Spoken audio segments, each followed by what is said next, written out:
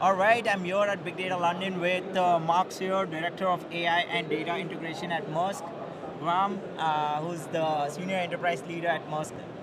Welcome to the Ravit show. Thank you very much. Thank you. Awesome. He's only got two microphones, so we're sharing. Yeah. This is on a budget, so you're not wasting anybody's money. Good call. You got it. Awesome. So Mark, obviously I wanted to ask you more around the lines, if you can describe how AI and data integration are transforming logistics and shipping industry, specifically at Maersk. Well, that's actually a really good question. It's quite a long answer, but I'll keep it brief. If you think about what the logistics industry does, and Maersk is not just a shipper, we are an integrator of logistics. So we have aircraft, we have ships, we have planes, we have trucks. If you think about what moving things around are, it is fundamentally a series of integrations that need to be performed so that things get to the right place at the right time. Yeah. If you're shipping bananas from South America, where I believe bananas are grown, if you're shipping them from there, it's really important they get to wherever their destination is in the right state, etc. That means negotiating a lot of handovers and customs forms and fundamentally a lot of integrations.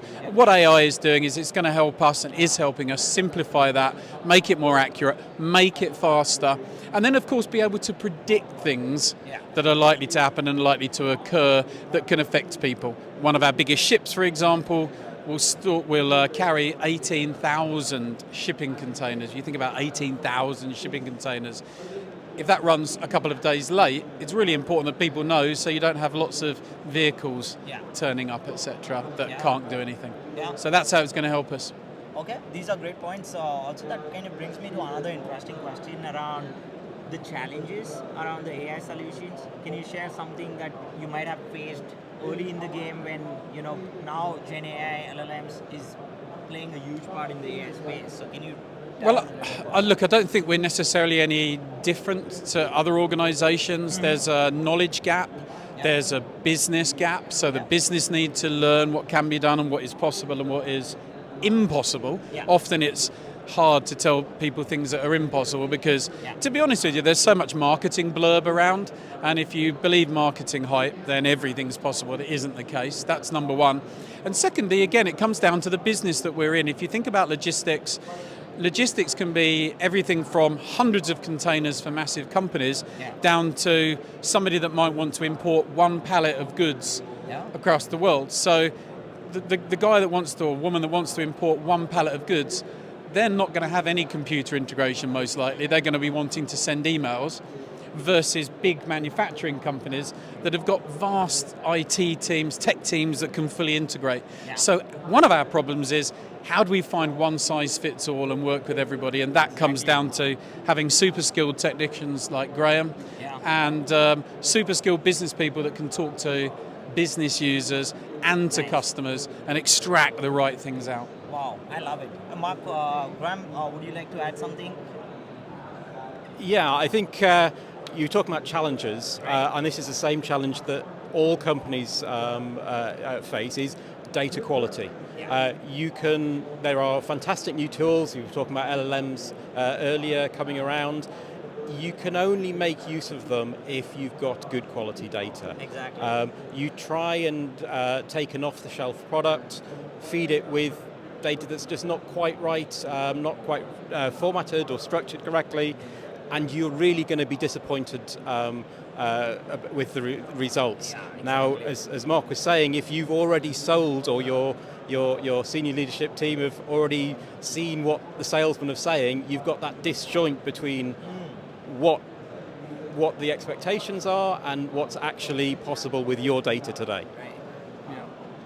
And that's what we rely on people like you for, Ravit, to keep it real, tell the truth, let people tell the truth, no fake news. So, exactly, and that's very important. One of the things I was actually talking to Graham as well off air, that we want to get the real side of the enterprise leaders out there. We want to make sure that the problems that you all are facing and how you all are solving is coming out to the world, and no better than folks like you all talking about it. Also, that brings me to another question around Dremio. So how has Dremio helped you to change the game?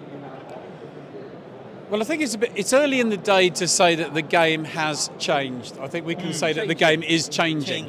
Yeah. And to be honest with you, I think this is what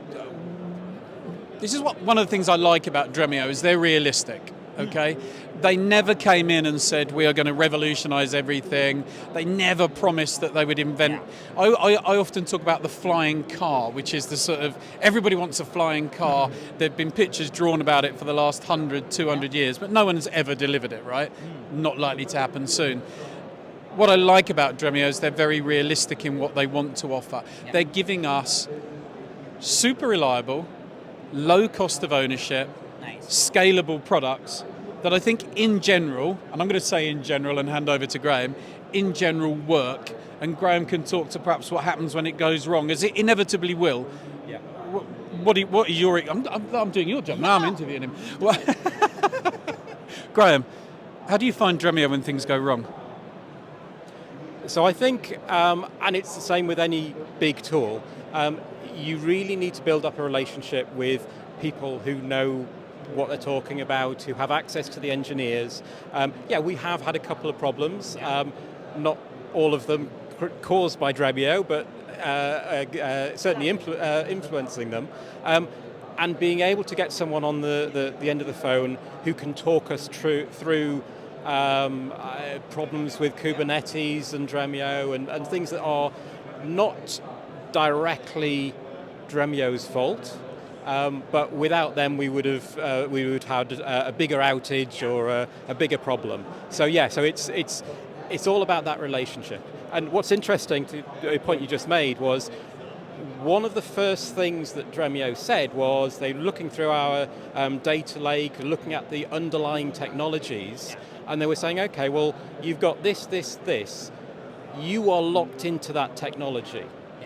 So they gave us some advice, and some of the advice would make it easier for us to replace Dremio with another vendor if and when we want to.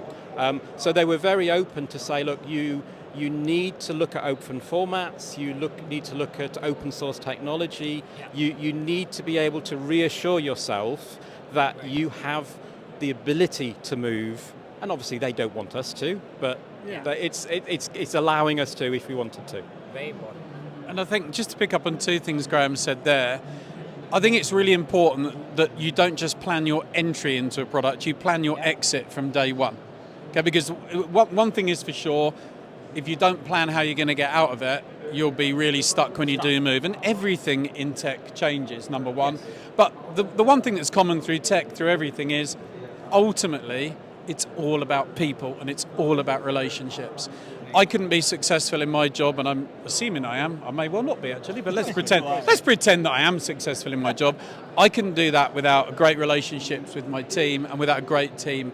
And big shout out to Graham, Julian, Peter, the legendary Inti, Simon, Ben, Stephen, and Joao.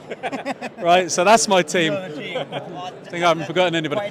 But a fantastic team, small team, agile team, and really a team of great people that I are trusting not just my career, but a lot of Maersk too. So again, rules are simple: get a great team, do a great job, plan your exit. Yeah. Folks are actually going out and talking about, you should go out and have these tools to make it successful. But no, someone there like you is talking about this is how teams and relationships work, and that's a tool is, I don't know, between 20% and 30%, I would say, of the success. What do you think, Graham? 20 and 30%. You can give. It's like cooking, right? If you want to put it in simple terms. Now, Gordon Ramsay is probably a better chef than me. In fact, he's certainly a better chef than me. If you give us the same ingredients, he'll produce something amazing. I'll produce probably something that's okay. Yeah. But if you give us poor ingredients, he'll produce something that's amazing. I'll have absolutely nothing.